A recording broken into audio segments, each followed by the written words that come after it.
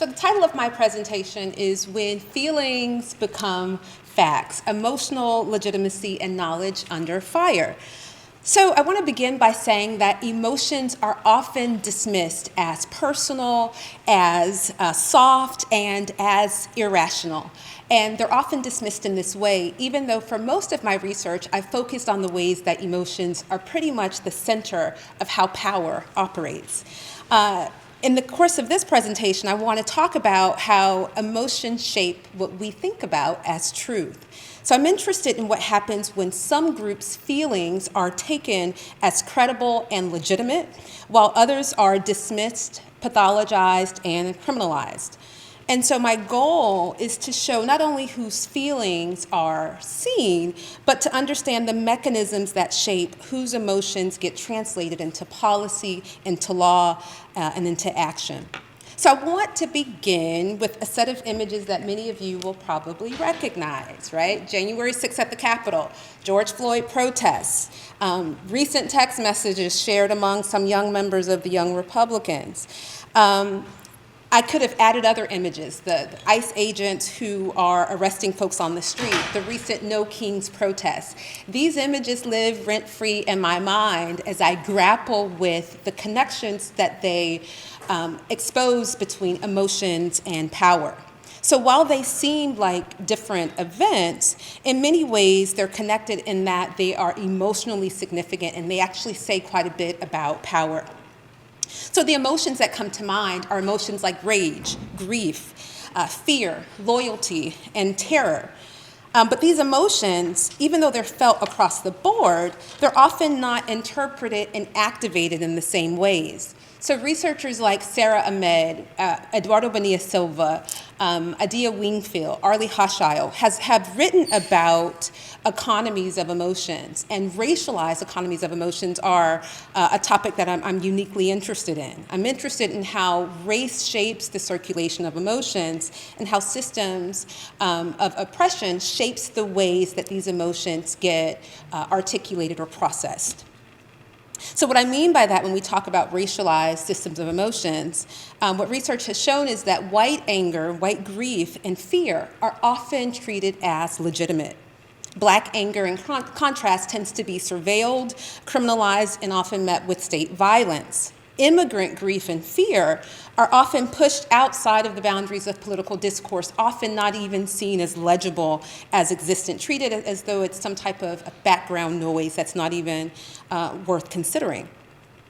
Recently, when conservative white communities have mourned, their feelings have been treated as evidence that we are in a national crisis. So for me, the question isn't just about who feels. The question is really about whose feelings rule the way that we think and shape what's considered truth.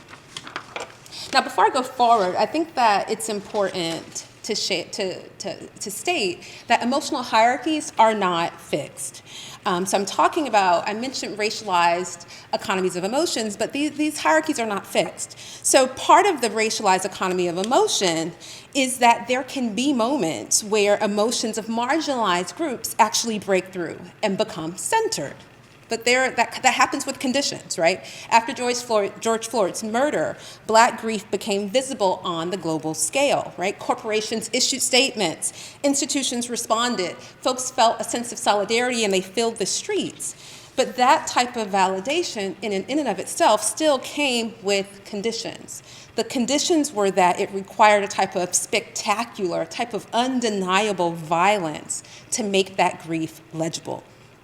And even then, the recognition that it received was actually temporary and fragile, right? It produced symbolic gestures, but not necessarily a structural change. So I say this because emotions from marginalized groups can be negotiated, but they're often also, the validity, the legitimacy that they receive can be quickly withdrawn when they are no longer considered useful or no longer serve a particular purpose.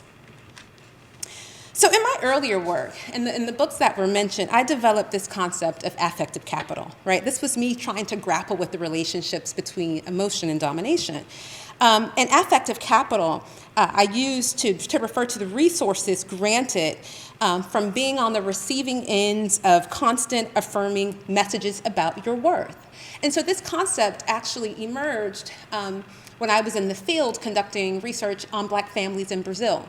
And what I noticed is that within these families, individuals who appeared more racially white, who were more proximate to whiteness, received differential treatment in their families. And so while we know by the research that differential treatment might have led to differences in food and education and economic resources, what I was studying were the emotional and affective resources in those differences. I was looking at the unequal distribution of affection in family. So when I created this term, it was really looking at a very discrete context, families in Brazil.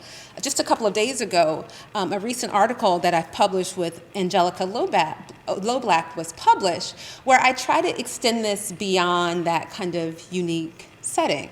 And in the context of this presentation, I wanted to take advantage of this space to explore what it might mean to think about affective capital in much broader terms, and think about it not just as affective capital, but also as emotional legitimacy, and kind of thinking about emotional entitlements as a language that might actually be even more effective at capturing what I'm interested in.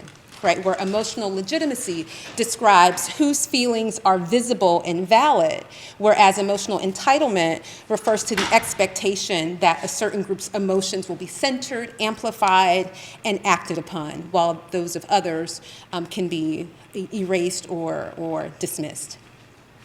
Now, in this presentation, I'll be using the terms, feelings, emotions, affect, somewhat interchangeably, and I do so recognizing that there are significant debates about how these terms are differentiated, right? Understanding how feelings are typically used to refer to bodily sensations, emotions are considered socially constructed categories, affect refers to preconscious collective energies.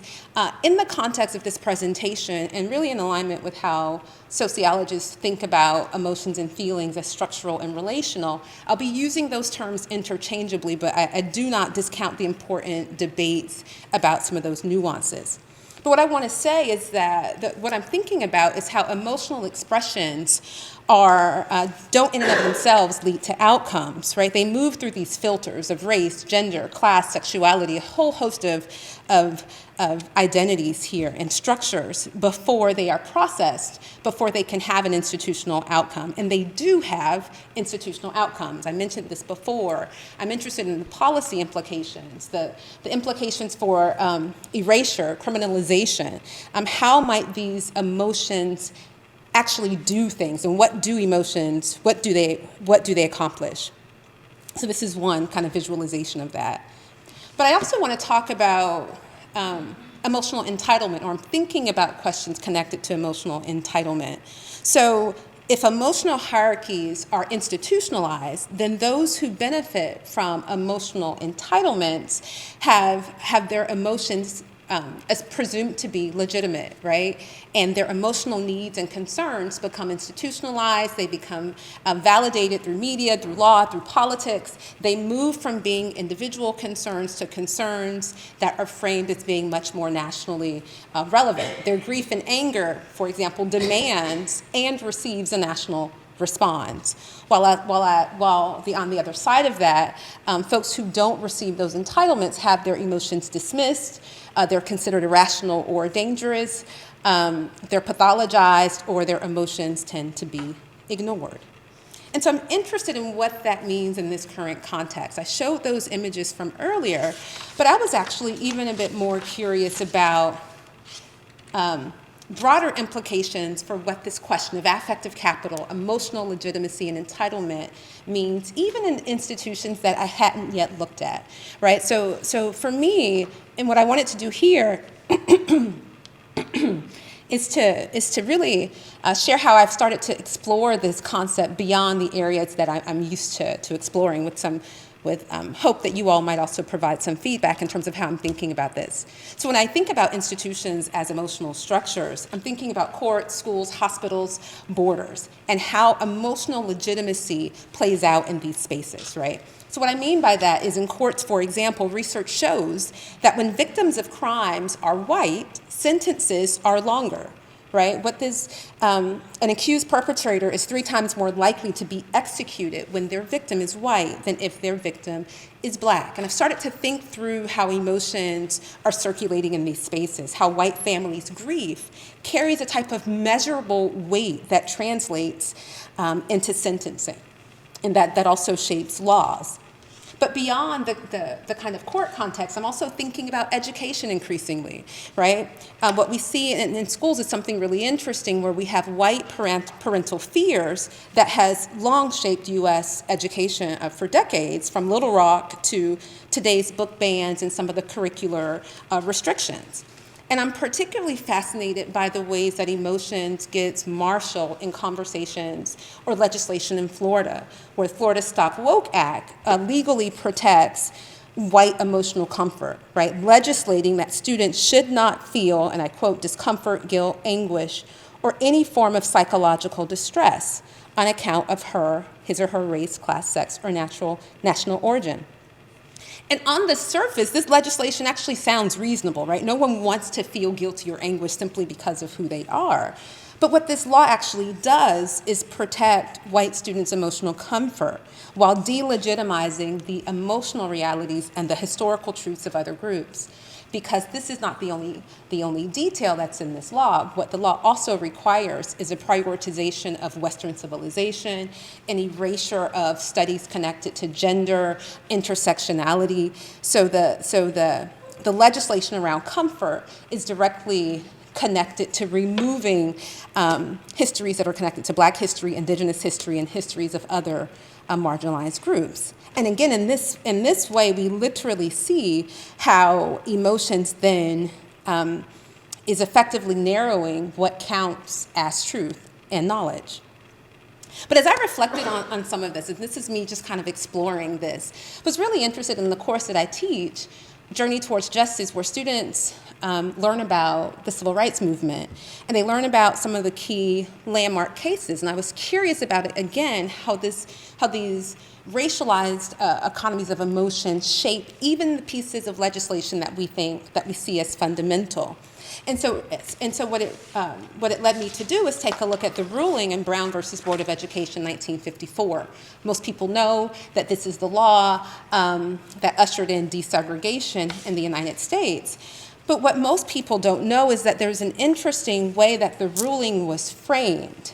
So part of the ruling in that case was in response to what Kenneth and Mamie Clark found in their doll study. And what they found is that Black students over and over again were choosing they were identifying the bad doll, the doll that they did not want to play, or the doll that they wanted to play with, as the white doll.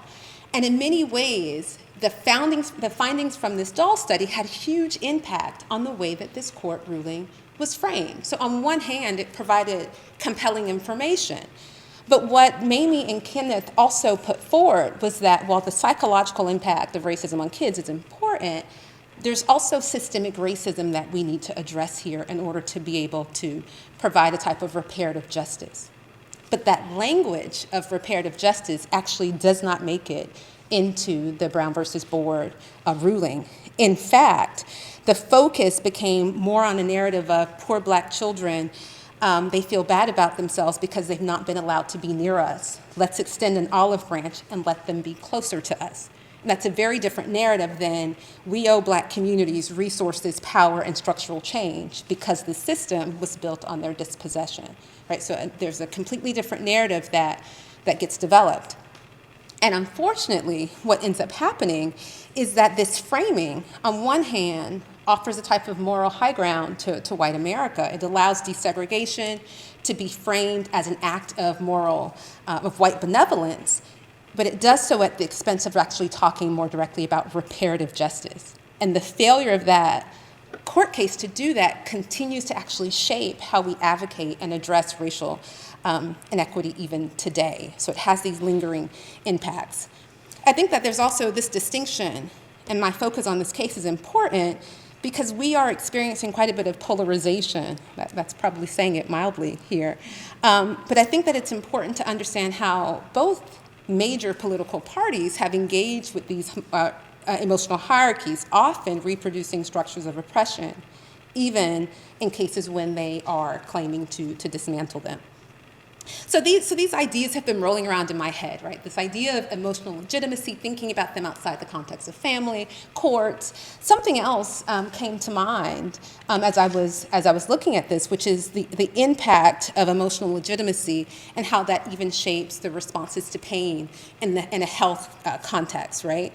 We see that emotional legitimacy has a role in medicine, where Black patients are less likely to receive pain medication. They receive smaller doses when they do receive them. Even Black children are actually undertreated for their pain. So whereas white pain is considered urgent, it's believable, that's not the same thing that happens with Black patients, and it has a concrete impact. But then it also operates in different ways, too. So as I was going into the rabbit hole of thinking about emotional legitimacy in health, there is what has been referred to as deaths of despair. Have you all heard about this?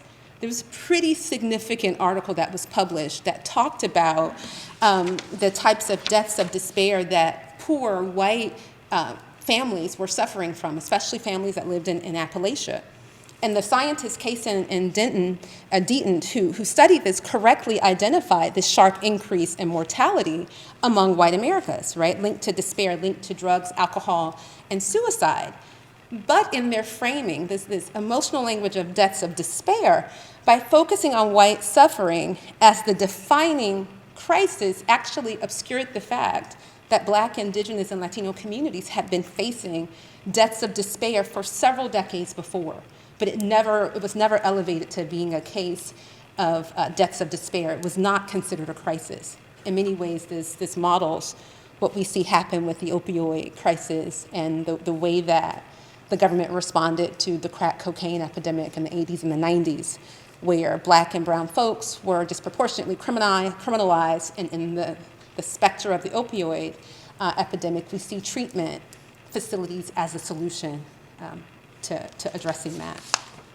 So I've been really kind of thinking through emotional legitimacy in different contexts, thinking through what it means for what we understand is true, for what we understand knowledge is. And it's not just about whose emotions are visible, as I mentioned. It's about how some emotions are foundational to how we understand what is true. And we see this unequal distribution in the Me Too movement, right? It was born from the pain of Tarana Burke, a Black woman, ignored largely until Alyssa Milano then repeated it, and white women's pain becomes centered. And this pain is centered and validated, but only as long as it remains safe, right? When it starts to challenge patriarchy, then it also becomes dismissed. So there's even the conditional validation and legitimacy of emotions in the context of broader structures. So even within whiteness, emotional entitlement is not evenly distributed. And I want to end with this last case of Brock Turner, who I think's case is relevant here. Brock Turner, if you all remember, was the Stanford student who was found assaulting a student near a garbage can while she was unconscious. And two men saw him do this. They detained him until the police came. And I was curious about the framing of this situation.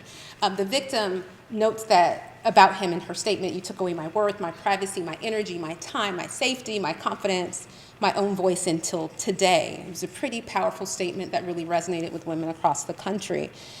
When the verdict was determined, the judge decided, and he explained that a prison sentence would have a severe impact on him. He was sympathetic to Brock's having to spend time in prison, and so he sentenced him to 6 months, and Brock actually eventually serves 3 months.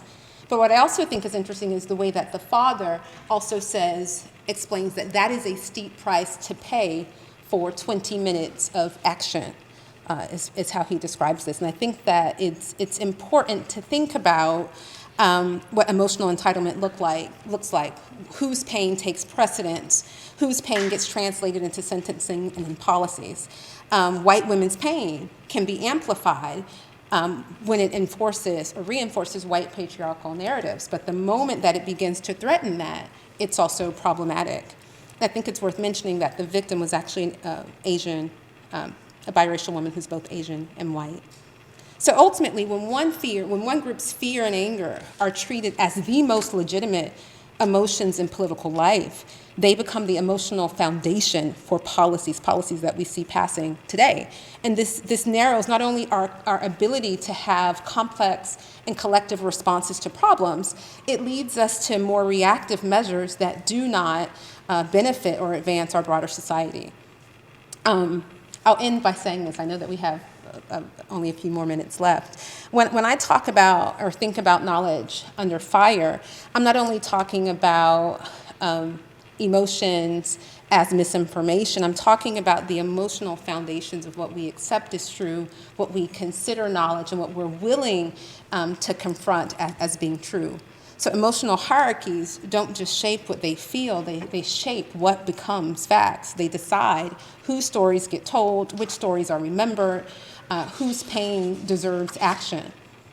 And in many ways, emotional entitlement determines whose fear, grief, and anger are legible to institutions and whose experiences shape what counts as real. And I think that this connects to Heather McGee's book, The Sum of Us, which shows that racism doesn't just shrink our economic opportunities, it really narrows our ability to connect with each other and to grow together as a group. So protecting knowledge means confronting some of these emotional hierarchies head on. And until we do that, knowledge will continue to be under fire. Thank you.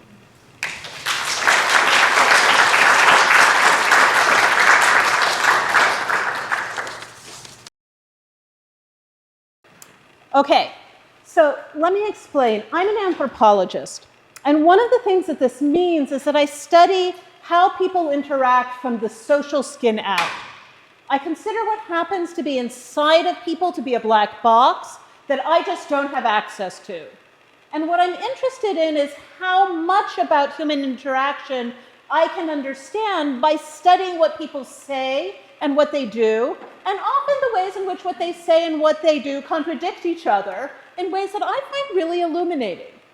Now, one of the ways in which these contradictions happen is a result of what I've learned from Jean Lave to call lived dilemmas. And as our country is transforming how we as a whole do politics, I've been thinking a lot about the push factors. What are we rejecting about how we have been practicing democracy up until now? What lived dilemmas are so many of us unwilling to tolerate anymore? What I want to talk about today is how the reasons people are finding Trump appealing, the reason that so many people are giving up on the institutions and forms of democracy that we have been living with for close to 250 years, is perhaps that people are finding the lived dilemmas that they have to accept no longer worth accepting. Or at least, this is my hypothesis that I'm going to explore with you guys. Okay. So what is a lived dilemma? Well, in every social system, in every job, in every institution, there are going to be moments that you're going to be pulled in contradictory directions.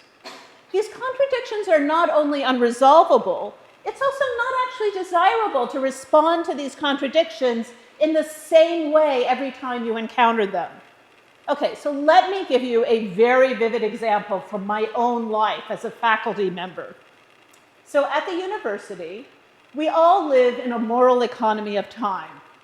How we spend our time is one of the most important ways in which we show what we value. And there are two absolutely pressing ways in which I should spend my time. I should spend my time strengthening my academic community, and I should also spend my own time doing my research. And these are often mutually exclusive. The time that I spend evaluating someone else's tenure dossier or reviewing articles is time I am not spending doing my own research. Although sometimes, and because I'm not that imaginative, I actually have to admit, rarely, I actually get ideas from evaluating other people's work. Being an evaluator and being a researcher are both absolutely crucial parts of the job of being a professor, but are pulling me in two different directions. And in any given moment, I'm having to choose which direction to go. And these are unresolvable tugs. I should not just give up on research and devote myself to evaluating other people's work, as my dean in the audience is going to strongly affirm. But I also should not give up on evaluating other people and only devote myself to research, as my graduate students in this audience are going to strongly affirm. So this is a balancing act that I'm constantly choosing between, and I should not choose only in one direction consistently. So lived dilemmas are not just aspects of life that you solve. These are dilemmas that you live with. As Jean Leif puts it, life is more about dilemma management than problem solving. If you don't want to deal with a lived dilemma, your only solutions are leave that institution or leave that job entirely, or change the underlying conditions so dramatically that you have a different lived dilemma. Because it isn't as if you ever get to escape lived dilemmas, but you do have a certain degree of choice in the lived dilemmas that you have to tolerate. Sometimes, and if you're lucky.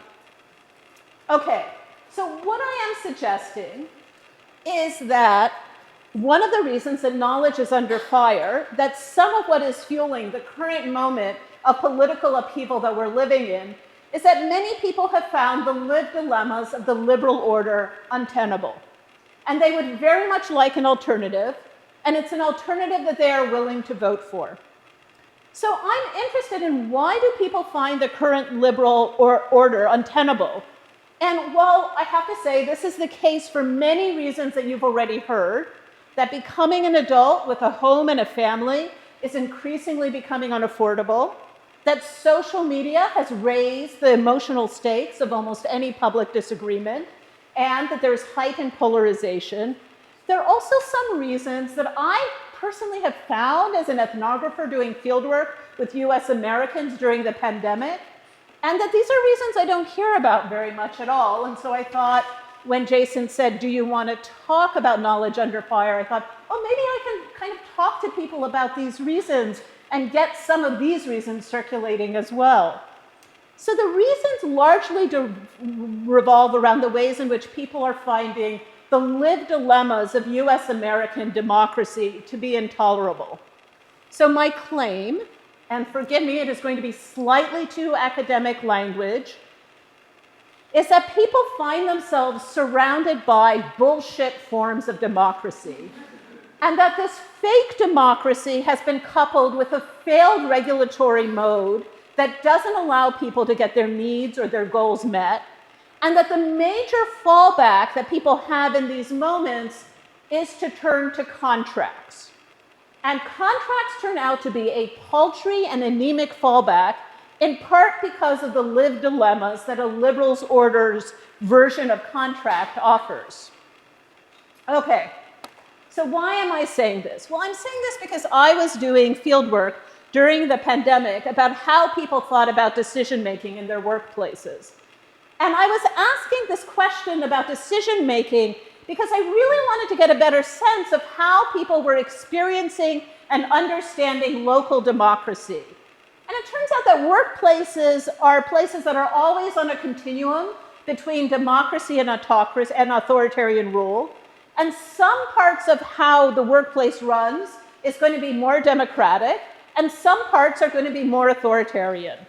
And I thought that people's daily experiences of their workplace as a site of private government would help me understand a bit better what Americans' thoughts about democracy in general were. Okay, so while doing this, Josh Babcock and I collected over 400 transcripts of US school board meetings to analyze. This was a moment in which I realized all US school board meetings during the pandemic were online, and I could collect them. It was a very bad moment for an anthropologist who likes to collect everything, but I managed to narrow it down to 400.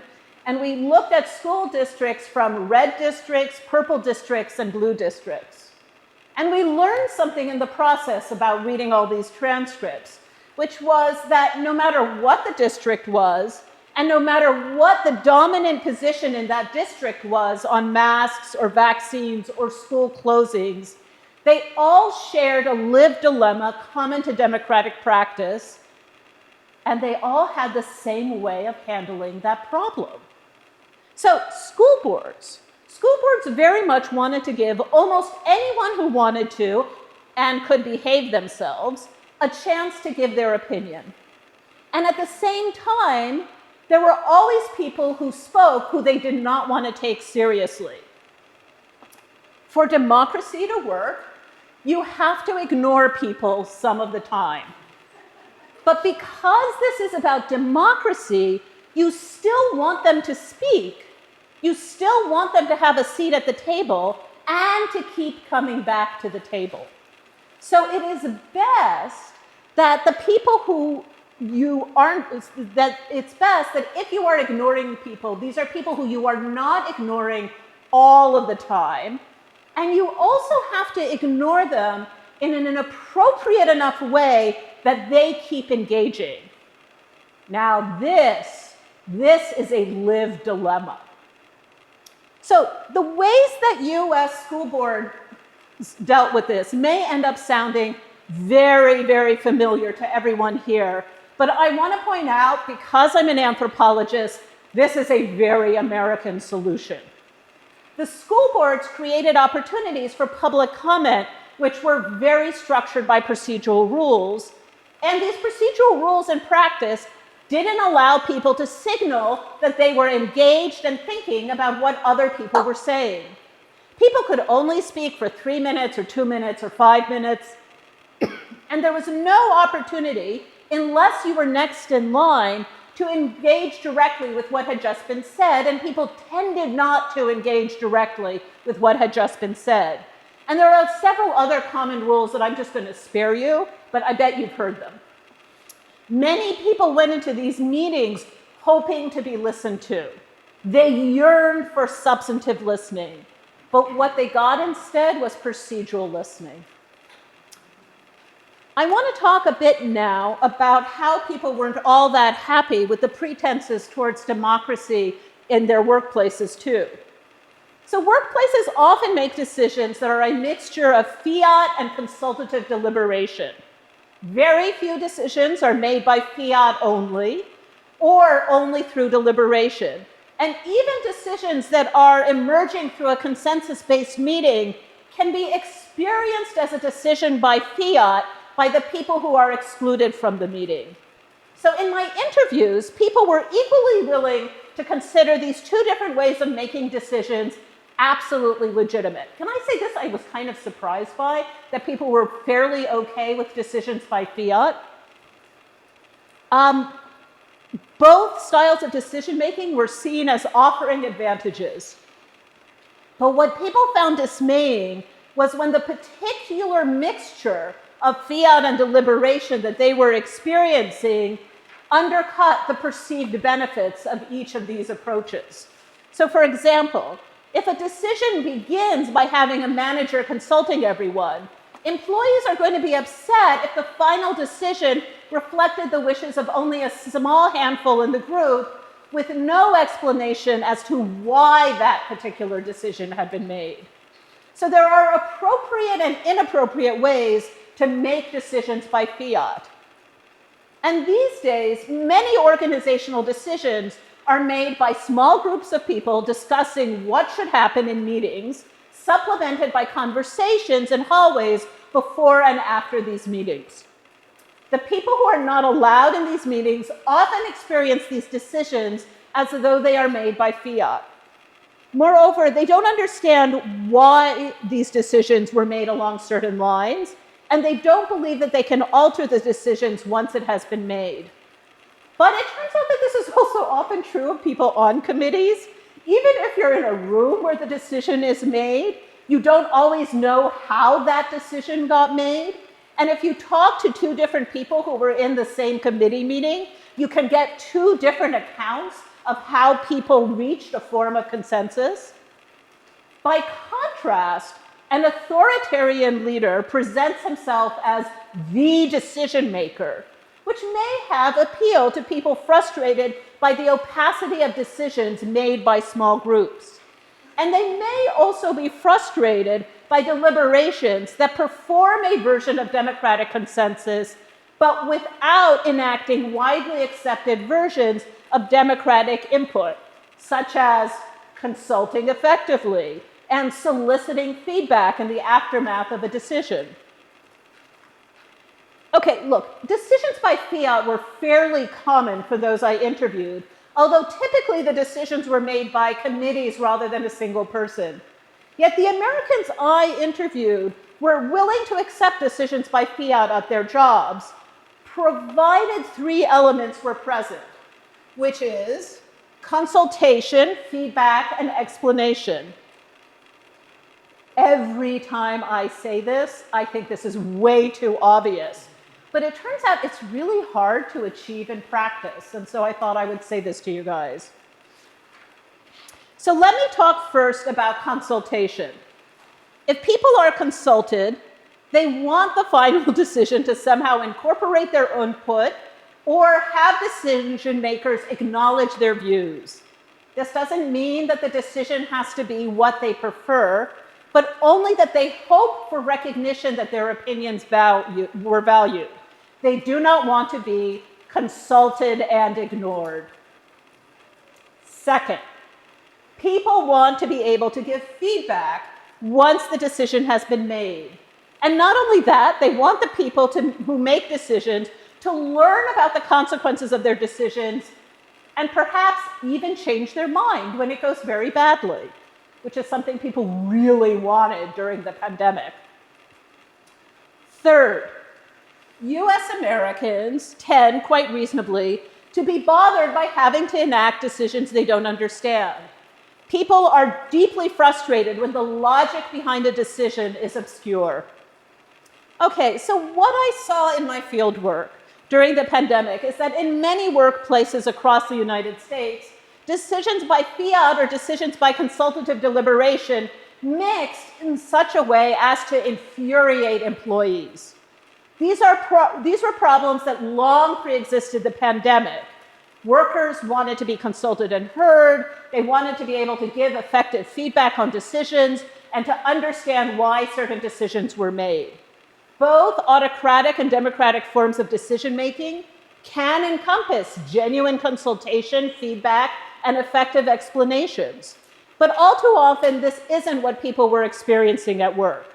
Small groups making consensus-based decisions for a large organization can also be, and often are, experienced as autocratic by those who are excluded from the meetings. And consultation, feedback, and clear explanations are all possible to one degree or another under an autocratic leader. They just play out differently than what might happen in a democratic workplace. Okay. No matter what you may think of Trump as a leader, and I do feel like right now I need to be able to tell you that I'm one of the people who's very unhappy about how he is undermining democracy and the rule of law, I also want to point out that as a leader, he mixes making decisions by fiat and by consensus in a very new way as a president. And he doesn't do the things that I have just described as galling. So, for example, while people are not always able to predict what Trump is going to decide to do, why he decides to do something is usually transparent. The logic of decision is often, though not always, fairly clear. As George Lakoff points out, he has a fairly straightforward version of causation. If there are too many immigrants coming from Mexico, build a wall. And for those of you who wonder why Trump isn't being called a flip-flopper, even though he seems to reverse his own decisions all the time, I want to point out that he is always responding to feedback.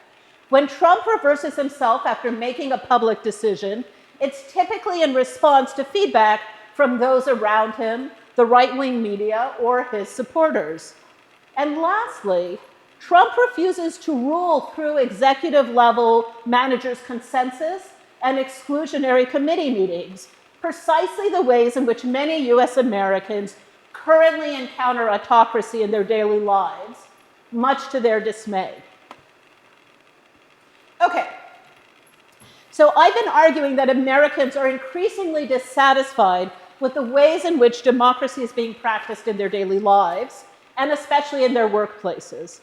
But when these democratic practices fail, when the regulatory modes for coordinating people's actions seem to fail, people will have contracts as a fallback.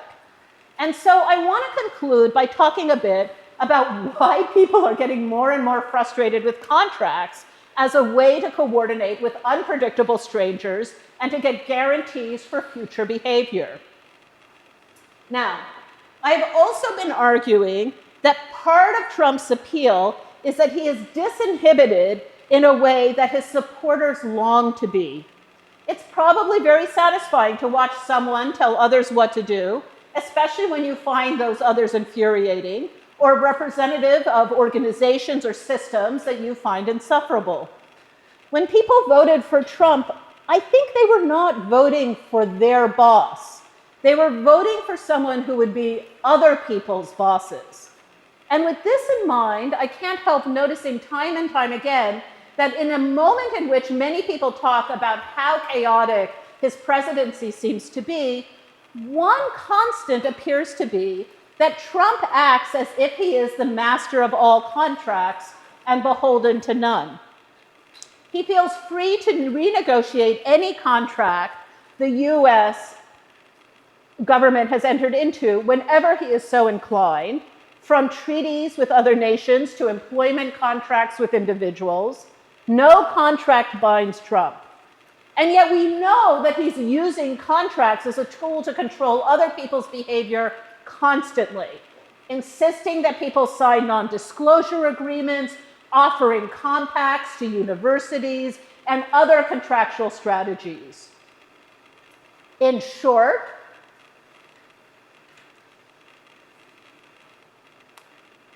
Trump is a contracts dominatrix, and people would like him to break contracts with other people, just not with them.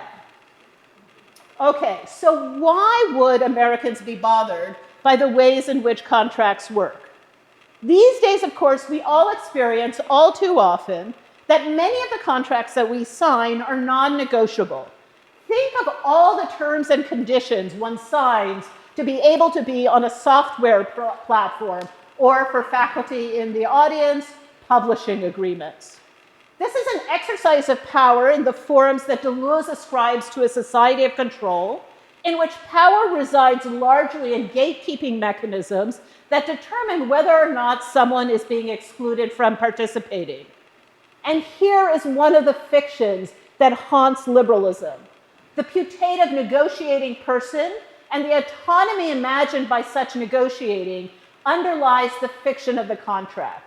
And the fiction courses through laminated layers of legal precedents, structuring legal practices, and often people's legal consciousness.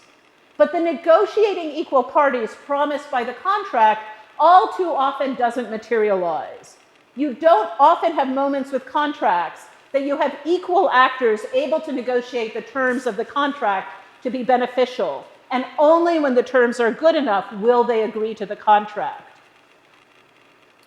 So the contract encapsulates many of the failed promises of a form that our democracy uses all the time, and especially as a way to offer pathways to control future behavior.